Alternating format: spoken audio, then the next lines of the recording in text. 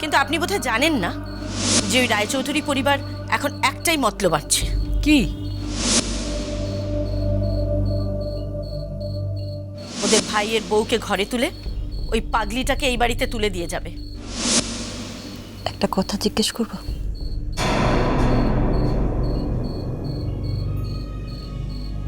সত্যি উত্তর দেবে?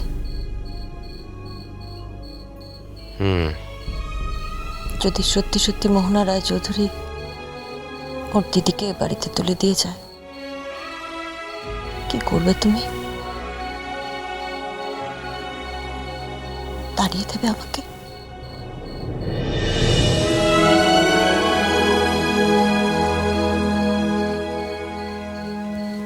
সুস্মিতা, আমার জগৎটা বড্ড ছোট। সেখানে দুটিই মানুষ, এক তোড়া আর দুই তুমি। তোড়া নিখোঁজ,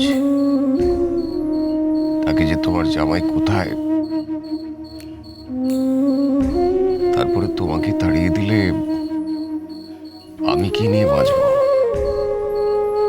আমি তোমাকে ভালোবাসি সুস্মিতা।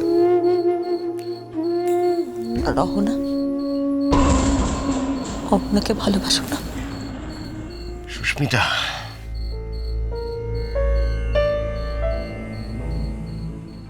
আমি তোমাকে ভালোবাসি সুস্মিতা। রহনা, আপনাকে ভালোবাসো না?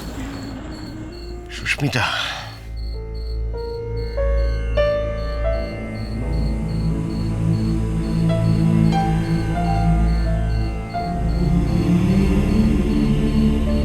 উত্তর নেই, পালাচ্ছ। আমি অহনাকে ভালোবাসি না, বাসি না, বাসি না। বাচ্চাটা হলো কি করে তাহলে? আমার কোথাও কোনো বাচ্চা নেই। সব মিথ্যে কথা, সাজানো, আমাকে ফাঁসানোর চক্রান্ত। আমার একটি সন্তান, কন্যা সন্তান, আর সে আর কেউ নয়, তোরা। তার মা হচ্ছে তুমি। তার মানে মোহনা মিথ্যে কথা বলছে?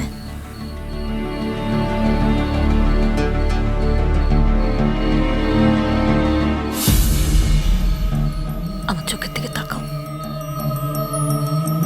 এটা স্বামী স্ত্রীর বিশ্বাসের প্রশ্ন। আমার মাথায় হাত দিয়ে বলো তো, অহনার সঙ্গে তোমার কোনো শারীরিক সম্পর্ক ছিল না?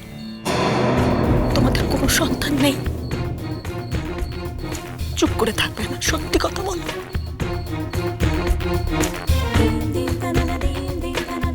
ওরা যা বলছে সব মিথ্যে কথা।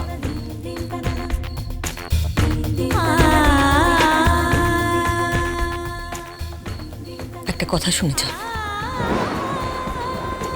যদি তুমি মিথ্যে কথা বলো, অর্থাৎ সত্যি যদি তোমাদের কোনো সন্তান থাকে, তোমাদের গৃহ দেবতার দিব্যি দিয়ে বলছি, আমি নিজে দাঁড়িয়ে থেকে অহনার সঙ্গে তোমার বিয়ে দেব, আর তোমার সন্তানটিকে দেবো তার পিতৃ পরিচয়।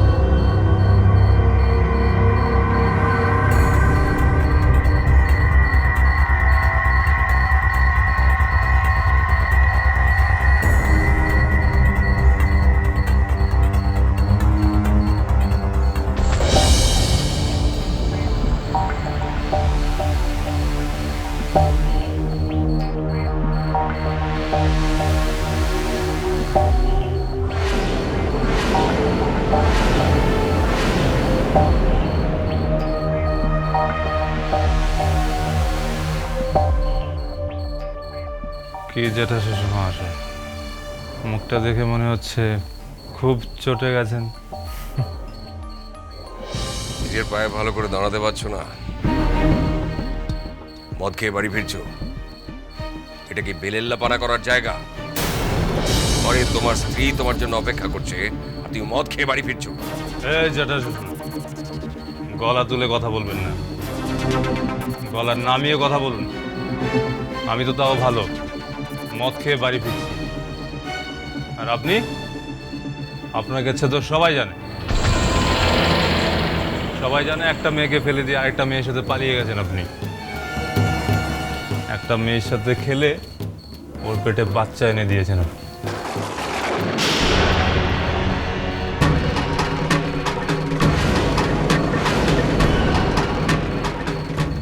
আপনি আমাকে চোর মারলেন, বাড়ির জামাইকে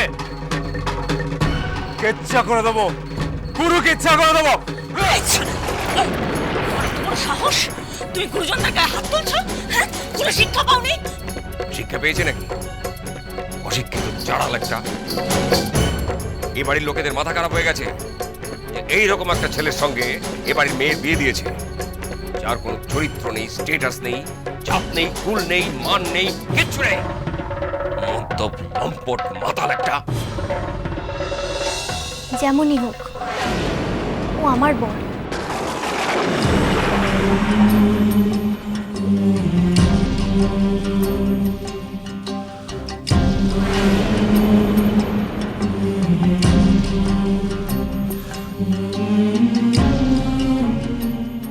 জেঠি, তুমি জেঠুকে নিয়ে ঘরে যাও, আর তুমি ঘরে চলো, তোমার খাবার রাখা আছে ঘরে। তিনি বরকে সাবধান করে দিস, আমার শরীরেও কিন্তু মল্লিক বাড়ির রক্ত বইছে, সেটা ভুলে যাস না।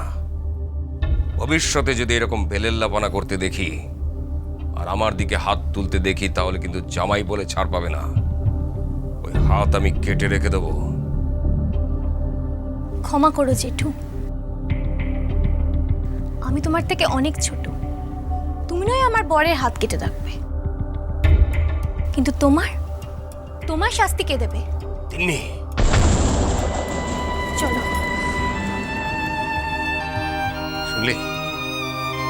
শুনলে কি বলে গেল? শুনলে ওইটুকু একটা মেয়ে, আমার মেয়ের বয়সী একটা মেয়ে আমাকে কি বলে গেল? শুনলে? এটাই হয়তো তোমার প্রাপ্য ছিল। আমার প্রাপ্য ছিল? ওইটুকু মেয়ে, আমার মেয়ের বয়সী একটা মেয়ে আমায় কি ভুলে গেল? এটা আমার প্রাপ্য ছিল? ওর মেয়ে হলে এইসব কথা বলতে পারতো, বলতে এতগুলো কথা বলে গেল।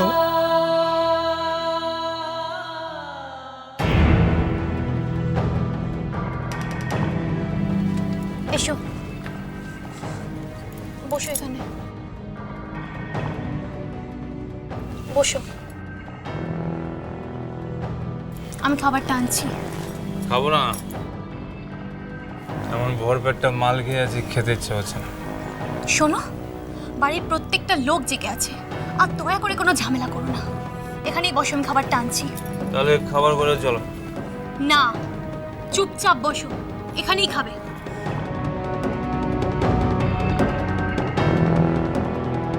ওই বড় মল্লিককে একদিন বুঝিয়ে দেব যে আমাদের জেনারেশনকে চোখ রাঙিয়ে লাভ নেই। নিজে ফুর্তি করেছে, অন্য একটা মেয়ের সঙ্গে পালিয়ে গেছে, আবার বড় বড় কথা।